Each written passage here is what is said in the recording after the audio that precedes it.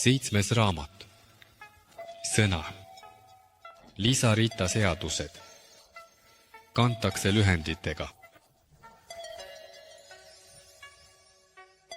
Rita seadused on taevased seadused vere ja sugupuhtuse kohta. Rita seadustest, mille järgi on elanud kõik slaavi ja aaria rahvad alates iidsetest aegadest, hakati tänapäeva maailmas rääkima alles 6. sajandi keskel. 15. sajand. Praegu kasutatakse Rita seaduste tähistamiseks tänapäeva maailmas kreeka nime Telegonia. Mõne inimese jaoks, kelle muistus ei ole ummistunud niin inimkonna väärtustest, on Telegonia kujundlik ja ainus pärilikkuse edastamise parameeter põlvest põlve. Telegonia nähtuse avastas taas 6. sajandil Inglismaal. Charles Darwini sõber, Lord Marton, kes oma sõbra idee mõjul otsustas samuti bioloogiaga tegelema hakata. Ta ristutas puhtatõulise Inglise mära zebra isasega. Järglasi ei tulnud, aga hiljem, pärast mõnda aega, kui ta ristutas sama mära Inglise isasega, tõi mära ilmale Inglise varssa, kellel olid selgelt nähtavad triibud nagu zebrala. Lord Marton nimetas seda nähtust Telegoniaks. Üks esimesi Telegonia uurijaid olid Charles Darwini kaasaegsed professorid Flint ja Felis Ladentek. Nad viisid läbi hulga katseid lindude ja loomadega. Professor Felis Ladentek kirjeldas Telegoniat põhjalikult raamatus Indiviid. Evolutsioon, pärilikkus ja neodarwinistid. Evolutsioon, pärilikkus ja neodarwinistid 24. Selle töö peatükk kannab pealkirja Telegonia ehk esimese isase nähtus. Kunike sajandi 60. Aastateni on erinevate riikide teadlased teinud palju uuringuid, milles on leitud, et Telegonia efekt ulatub ka inimesteni. Selgus, et pärandatakse mitte ainult esimese seksuaalpartneri välimuse jooni, vaid teatud juhtudel ka tema haigusi, sealhulgas sugulisel teel levivaid haigusi, vaimuhaigusi, verehaigusi ja muud. Niipea, kui see teaduslikult tõestati, salastati kõik uuringud ja publikatsioonid Telegonia probleemist ning igapäevaelus ja meedias hakati Telegoniat nimetama valeteaduseks. Kuid selle nähtusega puutuvad pidevalt kokku ja teavad sellest hästi mitte ainult teadlased, vaid ka need, kes peavad ja kasvatavad puhtatõulisi tuvisid. Kui hall tuvi astub puhtatõulise tuvi peale, tapavad nad selle kohe, sest hiljem, isegi kõige eliitsemate kaaslaste puhul, sünnivad tal ainult segaverelised pojad, sest mitte puhtatõulised.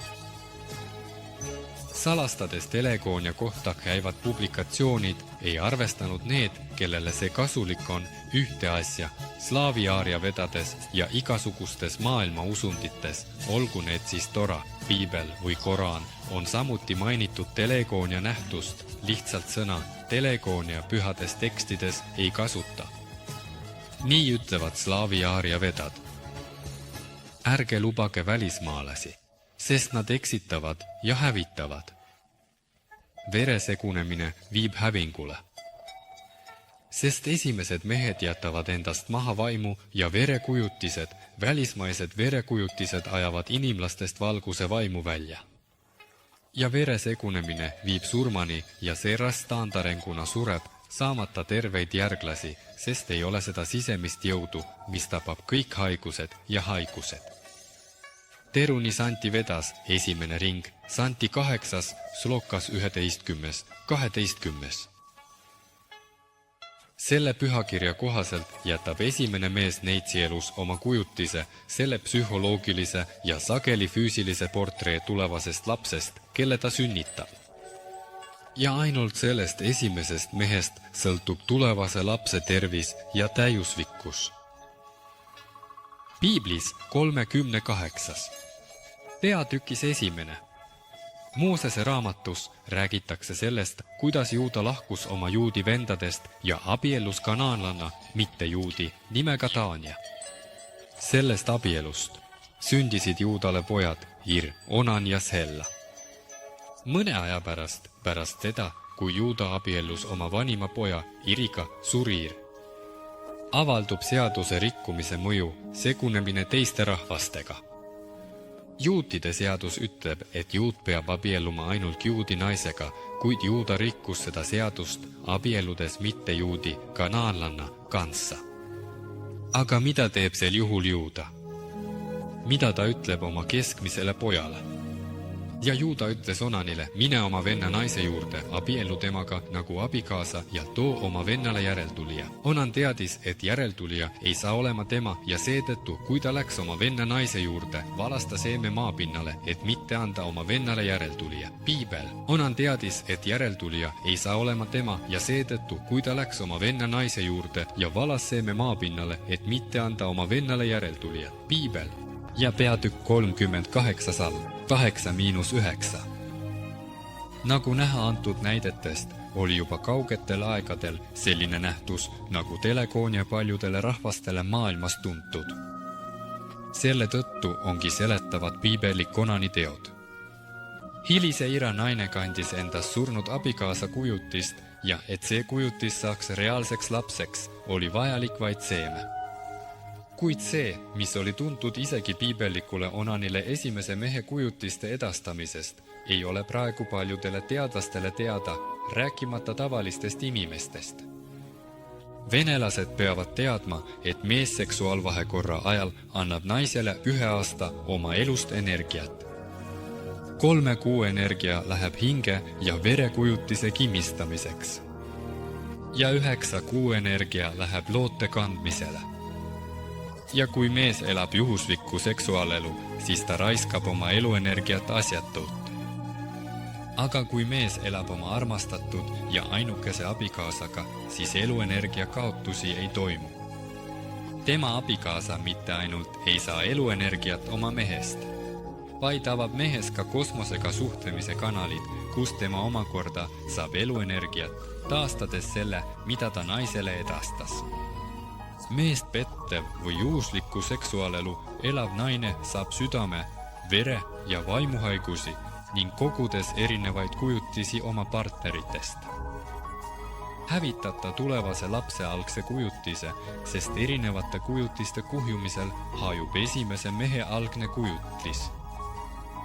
See, et hinge ja vere kujutiste energia edastatakse seksuaalvahekorra ajal, on juba ammu teada. Paljud inimesed 1-0, 20, 30 aastat tagasi märkisid, et kõigil Nõukogude kondoomide pakenditel oli kirjas, et need on kontrollitud elektroonikaga. See tähendab, et teadlased olid teadlikud, et energiakujutised edastatakse ja viidi läbi spetsiaalsed testid energia spektraalse läbilaskuse kohta. Ja siis jälgiti, kui palju sündis koletisi ja debiile. Aga arvestada pole raske. Arvutasime välja müüdud kondoomide suhte ja võrdlesime seda sündinud puudega laste arvuga. Aga neid andmeid nad kunagi ja kuskil ei avalda. Eriti meie ajal, kui noorte seas on lõbujanu propaganda päev-päevalt kasvamas. Kaasaegsetes koolides vaatavad vanemate klasside neitsid oma ultramoodsaid klassikaaslasi kui valgeid varte. Nad naeravad nende üle, nimetades neid lollideks ja muude halbade sõnadega. Nad kiitlevad omavahel, kes ja kui palju partnereid on vahetanud, kes kellega oma eakaaslaste seas voodis on olnud. Nad ei tea seadusi, mis ütlevad, et mees annab naisele kingituse. Teadmatuses noored ei mõtle, seetõttu ei näe noormehed tüdrukutes emasid. Kui laps sünnib, ei saa ema kingitust, ta ei tunne hoolt, seetõttu jätavad mõned emad lapsed. Noore naise hing muutub tühjaks ja kui laps sünnib noormehe jaoks soovimatuna, siis ei saa lapse ema emaduse kingitust, ta ei tunne emalikku hoolt, armastust ega sidet lapsega, seetõttu jätavad mõned noored emad. Praegu lapsed otse sünnitusmajadesse. Noore naise hing muutub tühjaks. Noor naine hakkab jooma, narkootikume tarvitama, kodust välja minema seikluste ja juhuslike partnerite otsingule. Vana vene keeles nimetati sellist neidu jalutajaks. Seetõttu on vanadest aegadest Venemaal öeldud, kaitske oma au noorelt. Aga slaavi maades oli mõiste neitsi puhtuse ja laitmatuse kujutise mõisted. Kui peigmehe vanemad otsisid oma pojale pruutu ja läksid tüdruku vanemate juurde, oli esimene küsimus, kas teie tüdruk on puhas. Küsimus ei olnud muidugi selles, kas ta käib saunas või mitte, vaid peigmehe vanemaid huvitas eelkõige, kas tüdruk on olnud abielus, kas ta kannab endas teise mehe kujutist, kas nende suguvõsas on keegi tõsiste haigustega olnud. Kõike seda nad uurisid selleks, et nende sugu jätkuks täisväärtusliku järeltulijaga. Meie esivanemad teadsid, et esimesel abieluööl annab mees oma naisele vaimu ja verekujutised ühe suve aastaenergia oma elust järeltulijate kandmiseks, emaduse kingituse, hoolitsuse andmise kingituse lapsele, samuti naise osa suguluse geneetilise mälu tüdrukule. Täites oma naise vaimu ja verekujutistega annab abikaasa talle ühe suve aastaenergia oma elust. Lisaks sellele annab mees oma naisele emaduse kingituse, sest nende peamine eesmärk elus on lapsed saada, poisid, kes jätkavad seda sugu ja tüdrukud, kes peavad teist sugu pikendama ja suurendama. Mees peab alati oma abikaasat nägema kui oma laste ema. Kui abikaasa ei näe oma naises ema kujutist, siis võib neil lapsi ka mitte olla. Lisaks sellele avab mees oma naisele naise osa. Suguluse geneetilise mälu äratades temas oma ema, vanaema, vanavanaema tarkuseile. See tähendab, et ta alateadlikult hakkab aru saama, mis ja kuidas on parem ja õigem teha. Naine omakorda peab oma abikaasat nägema kui ainukest meest, kelle jumalad on talle määranud. Vanaajal oli abikaasa suhtumine vastav, kuid peale tänu ja armastuse hoolitses ta mehe eest nagu omaenda lapse eest. Slovaanide ja aarialaste psühholoogiline iseloom oli täiesti erinev. Kuni 12. eluaastani kasvatati neid kui sooetuks ja neid nimetati ühe sõnaga lapsed.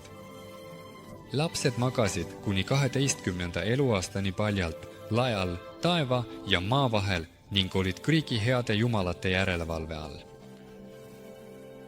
Lapsed olid moraalselt puhtamad ja ausamad, nad ei teadnud silmakirjalikkusest ega puritaanlusest. Nad ujusid koos ühes jões, pesid end ühes saunas, mängisid ja viibisid koos, see tähendab, et laste erinevatele soode ei pööratud erilist tähelepanu. Poiss oli tüdruku jaoks selge näide isast ja emast, tulevane isa oma perele. Kaitsjaks, nende ülise sugu jätkajaks. Tüdruk oli poisi jaoks tulevane laste ema, kodutule hoidja. Lisaks kõigele ühendas neid ka sugulane armastus, kuuluvus ühte jumalikku sugu. Lapsest saati kasvatati austust ilu vastu. Kuidas saaksid välismaalased, kellel on meie jaoks võõras kultuur ja kombeid, seda kõike mõista? Uued pereliidud loodi ainult erinevate slaavi suguvõsade esindajate vahel. Sugulastevahelised abielud olid keelatud ja ebatavalised. Kuigi näiteks juudismis on sugulastevahelised abielud lubatud, on katoliiklastel lubatud abielud nõbude vahel, ehk siis nõbu ja nõbu. Sloveenidel on keelatud, kuna see viib suguvõsa väljasuremiseni. Tühe sees polnud abielu võimalik. Jumalate tahet ei tohi rikkuda.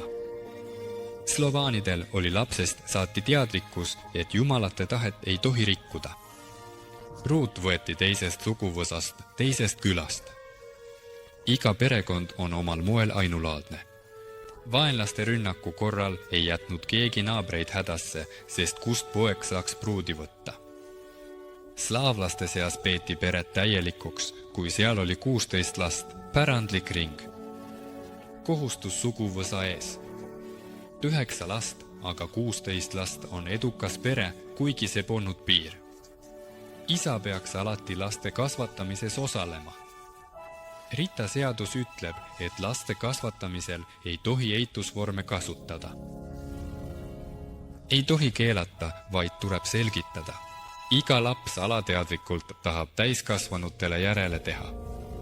Lapsest saati räägiti lastele tähtedest taevas, oma suguharust, esivanemate ja jumalate hoolitsuse ilmingutest, kõigest, mis loodusest ja pühadest puudest, nagu kase ja tamme ning teistest. Ja lapsed nägid, et kui peres sündis poiss, istutasid vanemad tamme, aga kui sündis tüdruk, istutasid nad kase. Just selliste ja teiste näidete kaudu kasvatati slaavi ja aarilaste teadlikkust. Ja lapsed nägid, et kui peres sündis poiss, istutasid vanemad tamme, aga kui sündis tüdruk, istutasid nad kase. Just selliste ja teiste näidete kaudu kasvatati slaavi ja aarilapsi.